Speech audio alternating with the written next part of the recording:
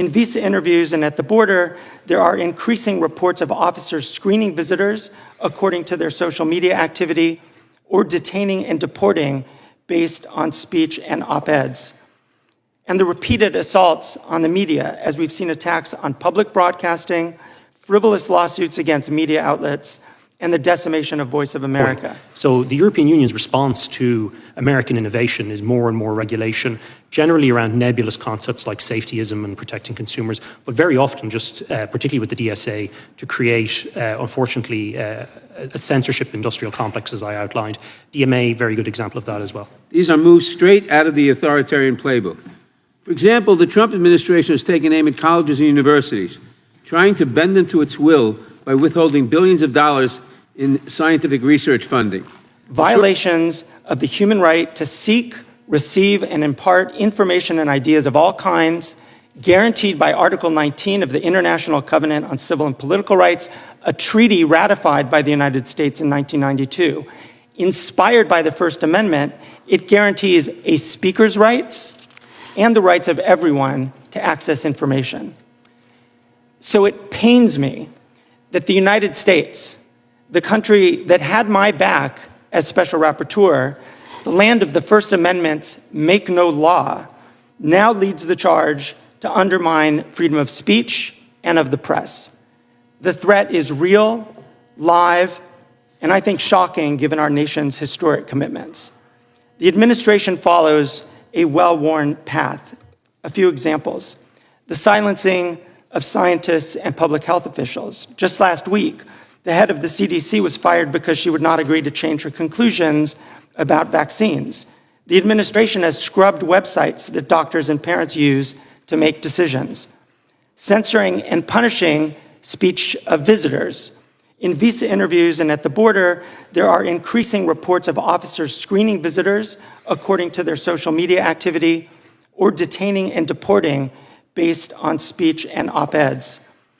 And the repeated assaults on the media, as we've seen attacks on public broadcasting, frivolous lawsuits against media outlets, and the decimation of Voice of America. This is the tip of an iceberg of censorship that should concern this committee and every American. Yet US officials who claim to be free speech warriors are spending their time looking abroad. Now, I know of nobody who argues that EU and British laws on speech are perfect. Still, the EU Digital Services Act and the UK Online Safety Act respond to problems both sides of the aisle in Congress have found serious but have yet to address: the enormous, opaque, and unaccountable power of a small number of massive tech companies over our information environments. The EU answered the question of massive platform power not by claiming new powers to take down content or accounts. It adopted new rules to empower users, including by requiring notice and an opportunity to appeal content moderation decisions. The Online Safety Act, championed by Labor and Conservative parties, was widely popular as an attempt to hold big tech accountable. It does have elements that concern me. Yet whatever faults it might have, it, like any other British law, is subject to legal challenge and review by courts for any violation of fundamental rights, just as we would expect of any democracy. Neither established censorship regimes. I encourage members of this committee to consider two things. First, instead of criticizing allied democracies, consider the kinds of content online that you find objectionable. Maybe it's anti-Semitic or Islamophobic content, misogyny, child endangerment, content glorifying terrorism or inciting violence. How do you propose to address those in a way that is consistent with free speech values? That's not an easy question, and it can't be waved away with just 3 words: because free speech. The EU and the UK have made their choices, subject to democratic judicial oversight, and acting in good faith. I think this committee could do the same.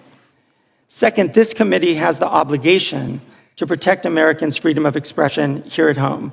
The administration is putting freedom of expression under direct attack, and I think oversight and constraint from this committee would make quite a bit of sense.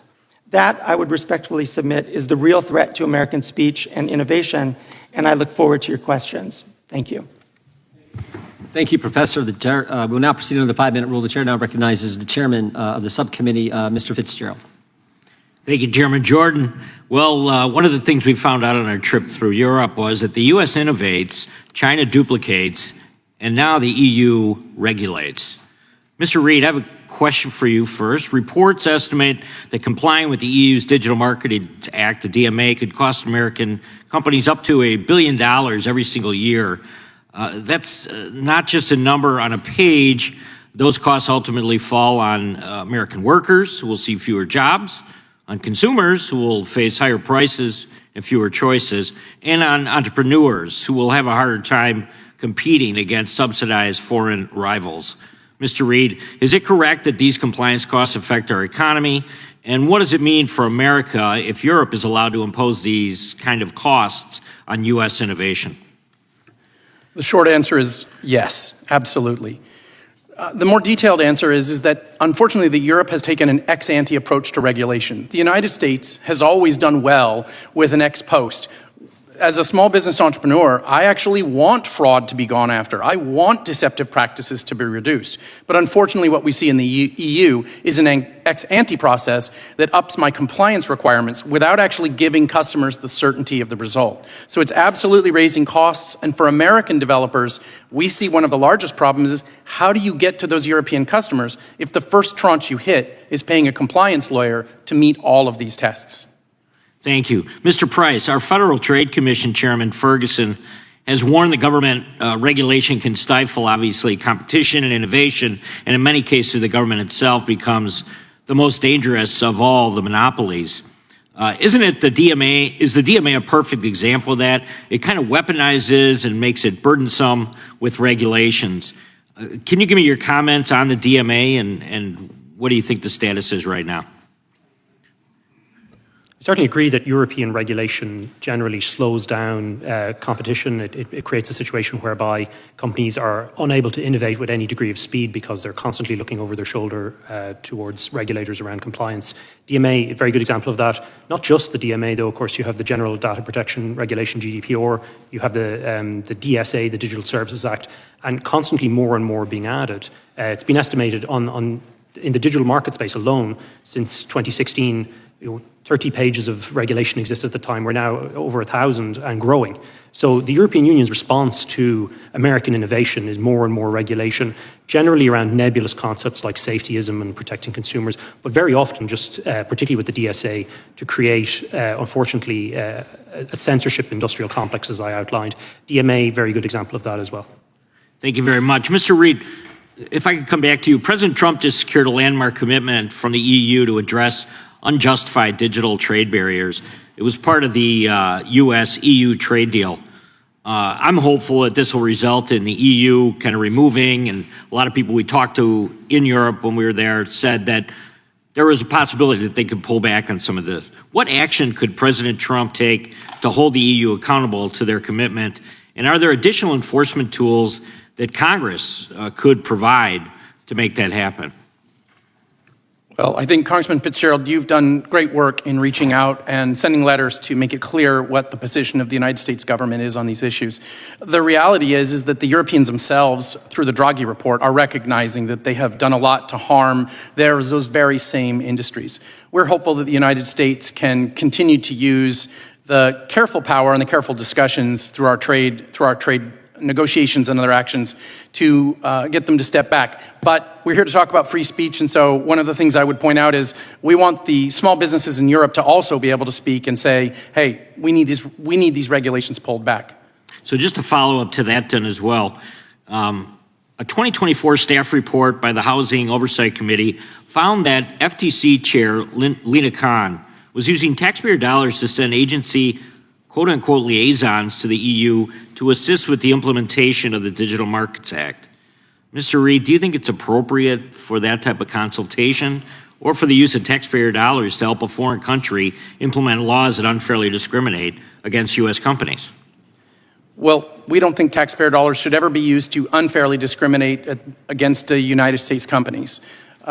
We're hopeful that U.S. taxpayer dollars can be used to ensure open markets around the world and a safe environment for our entrepreneurs to succeed.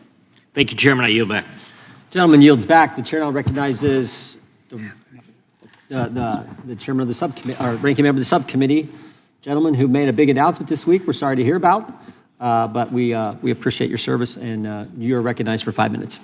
Thank you. Mr. Chairman, there is a clear and present danger to free speech in America, but it is not across the Atlantic Ocean. It is right here in Washington, sitting in the Oval Office. At a time when the greatest threat to the First Amendment rights of Americans resides in the White House, our Republican colleagues have brought us here today to talk about Europe. They've invited a fringe politician from the United Kingdom to attack the laws regulating certain conduct online in his country and the European Union, laws that are intended to combat disinformation by hostile foreign actors, hate speech, and other fraudulent or criminal conduct. They have sounded the alarms about these foreign laws, but when it comes to the Trump administration's suppression of speech in this country, Republicans are curiously and dangerously silent. There is virtually no corner of society that Donald Trump and his administration have left untouched by their effort to impose their radical views on the American people and to stamp out dissent. Since taking office, President Trump and members of his administration have used the powers of the executive branch in an attempt to silence their political opponents by attacking our core democratic institutions, such as academia, the legal profession, and journalism. These are moves straight out of the authoritarian playbook.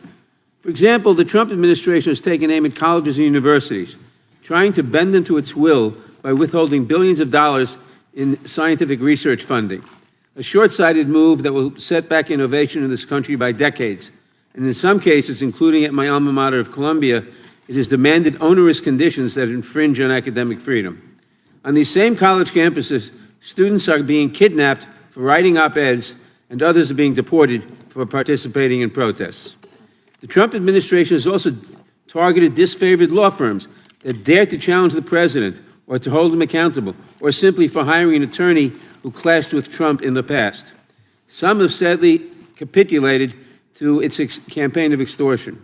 The president has even taken aim at the arts and humanities, launching a hostile takeover of the Kennedy Center and censoring exhibits at the Smithsonian Institution, attempting to whitewash American history and to stamp out free expression. He has also engaged in a dangerous campaign of harassment and intimidation of the media. For example, last October, he sued CBS for $10 billion for editing a 60 Minutes interview with Kamala Harris in a way he didn't like. Although this suit was widely ridiculed by First Amendment attorneys who called it meritless and absurd, Paramount, the parent company of CBS News, was desperate to win approval from the Trump-controlled FCC for its proposed multi-billion-dollar merger and felt pressure to settle this baseless lawsuit. Ultimately, it paid $16 million to settle the suit, and just days later, the FCC approved the merger. What a coincidence. This followed ABC's settlement of a similarly baseless Trump lawsuit for $15 million because of corporate pressure. And now the Wall Street Journal and Rupert Murdoch face their own $10 billion lawsuit from Donald Trump over the Journal's reporting that shed new light on Trump's well-documented relationship with Jeffrey Epstein. I'm not aware of any president in the past suing media companies or newspapers or television stations for free expression they didn't like. Professor Kaye, the free press is essential to our democracy and the rule of law. Can you explain how President Trump's attacks on the news media and his attempts to sue them into silence impact freedom of expression and freedom of speech in this country? Yes, thank you, Mr. Nadler, and congratulations on your announcement this week. Well, I think it's important to note that when we're talking about attacks on the press, it's not just about attacks on the journalists themselves or the media outlets themselves. It's about every American's right of access to information.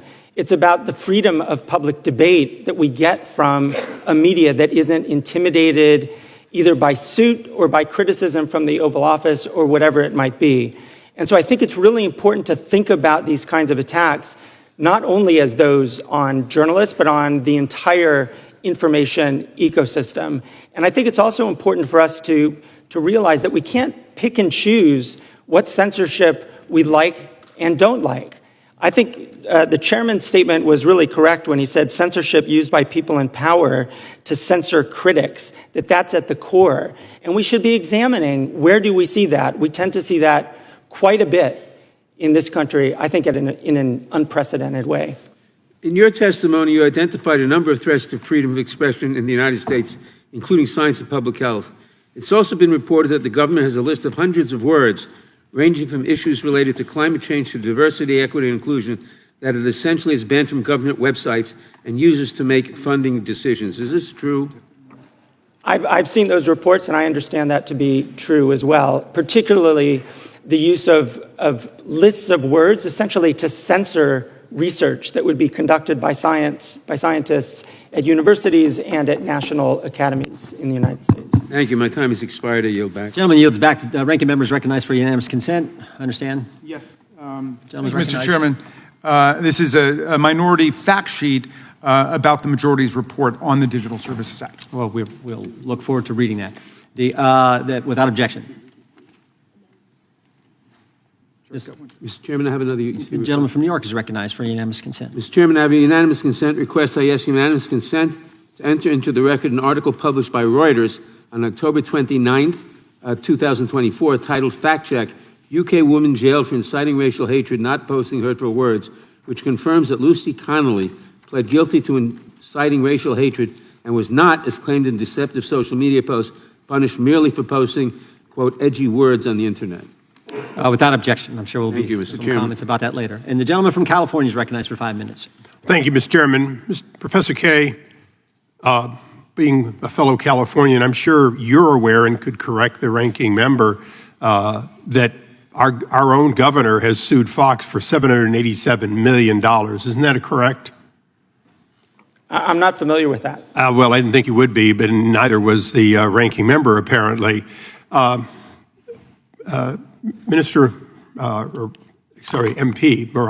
Farage, do you have the equivalent of what the Professor Kaye was talking about, which is the Article 19? You're a signatory to that international convention, if you will, on free speech. Do you feel that it is being observed in the UK? Maybe a signatory to it, and we may. And the Prime Minister, today in the House of Commons was talking about free speech, and indeed when President Trump was with him in Scotland the other day, he talked about our proud history of free speech, but what people say and what they do are two very different things. And the argument is that the Online Safety Act, I'll repeat what I said earlier, may have been designed by the Tories with the best of intentions, but has turned out to be the sledgehammer that misses the nut. It's not protecting kids, and it is damaging. So now, going back to the United States, you don't have a constitutional framework that is the equivalent of ours in that you have no First Amendment absolute guarantee. Is that correct? It is correct. Our Constitution isn't in written form. It's based on common law that's evolved and adapted over centuries, and your founding fathers looked at the best bits that we had. So it appears in Europe and in the UK, free speech is whatever the bloody members think it is at a given time, and it changes with the will of the people they elect. Is that right? Yes, but I don't think at any point we've really had a proper debate about infringements of free speech until COVID. And I think COVID changed the game. Okay. I think the government, social media platforms, big media, suddenly there were arguments that needed to be made that were banned. So, Mr. Reed, to your knowledge, and I would go to the professor, but he seems to be ill-informed even on our own governor's lawsuits. First Amendment.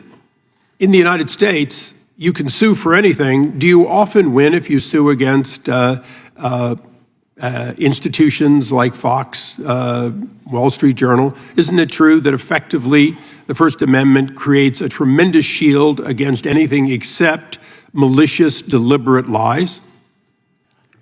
Not my area of expertise. We can absolutely talk about apps, but as an American, yes, that is absolutely my understanding. And you have no such protection, just the opposite. You have no idea in Europe or in Britain about what is going to be allowed or not allowed. In other words, you don't know where to call balls and strikes. You just simply have to pay the fines when you get to them. Well, I only carry one passport, so I'm more aware of the American laws, but that is my understanding correct. Okay, now, we do have a First Amendment, and we are a signatory to Article 19. So I'm going to go a little bit into opinion. Now, I'm the author of No Censorship on Our Shores, meaning Mr. Price, I know you're familiar with it. I'm not going to tolerate censorship overseas and then have those people come to the United States.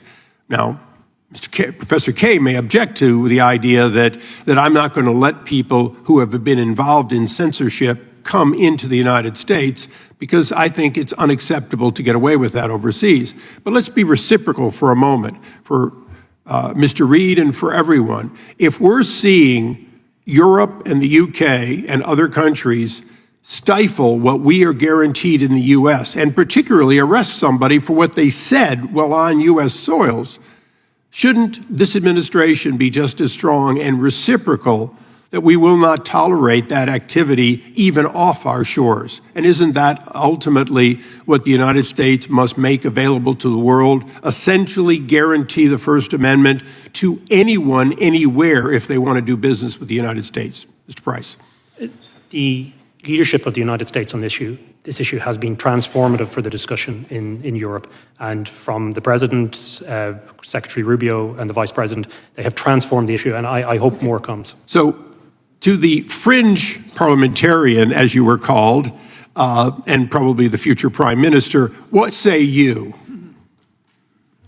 Yes, for Mr. Nadler's benefit, it's a very big fringe, and we're doing rather well, but there we are. Look, you know, if you were to follow, Mr. Eisler, the logic of your argument that you were to ban people from entering America who would pass legislation that was prejudicial against American companies or American citizens and would threaten them with potential arrest if they came across the other side of the pond, I think the practical difficulty with that is you'd have to ban the British government, the entire Labour Party. So I'm not sure in practical terms that it works, but I understand the sentiment. Thank you. I yield back. Gentleman yields back. The gentlelady from California is recognized for 5 minutes. Thank you, Mr. Chairman. Let me be clear. I am not here to defend the European laws, and I've often criticized the approach of European countries to internet-related issues. It's really generally wrong-headed. But I don't really think that's the point of this hearing. I think the real threat to the First Amendment isn't coming from Europe. It's coming from Republican-led states that have introduced bills to close the open internet, and most of all, from Donald Trump, who's actively trampling free speech here at home. I think it's rather absurd for this committee to spend our time criticizing laws we have no jurisdiction over while ignoring the countless ways the Trump administration is tearing up the First Amendment. If this committee is really serious about protecting free speech, we need to focus on the Trump administration's literal assault on the First Amendment that's happening right here at home. So, Professor K, I have a series of questions for you. Do you think that arresting international students for being critical of U.S. foreign policy is an attack on the First Amendment?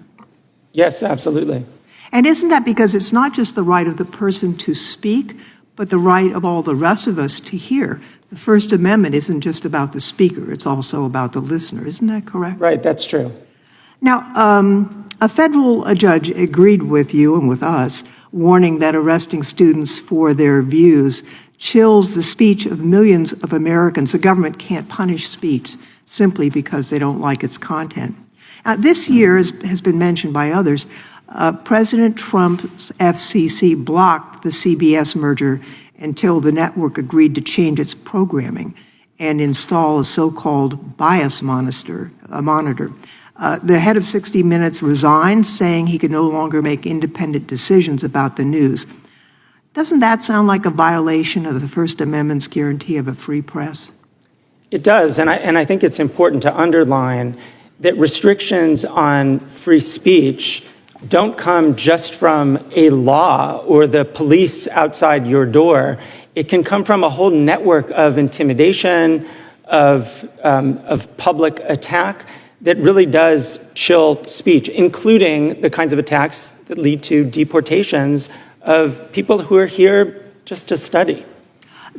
Since January, the Trump administration has revoked over 6,000 student visas because the speech of these students didn't align with what Trump agreed with. And now they're doing the same to immigrants who are applying for citizenship. Does that raise First Amendment concerns, do you think? I think it raises First Amendment concerns, but it's also in a broader way, it's raising concerns about our tolerance of dissent, of this government's tolerance of criticism.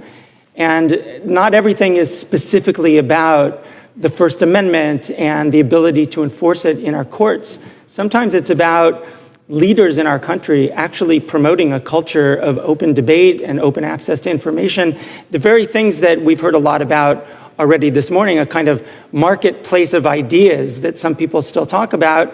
That's not just about what the law provides, that's also about how our leaders behave towards that kind of open debate.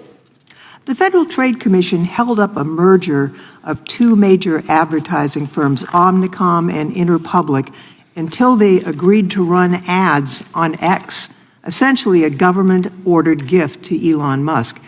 Isn't that a blatant violation of free speech standards, forcing private companies to promote speech they otherwise wouldn't? It's certainly a kind of extensive use of the term of jawboning that has come up over the last several years, and it's a kind of pressure that absolutely interferes with free speech. And it's also the kind of weaponizing of our federal agencies in support of a particular actor, a particular business person.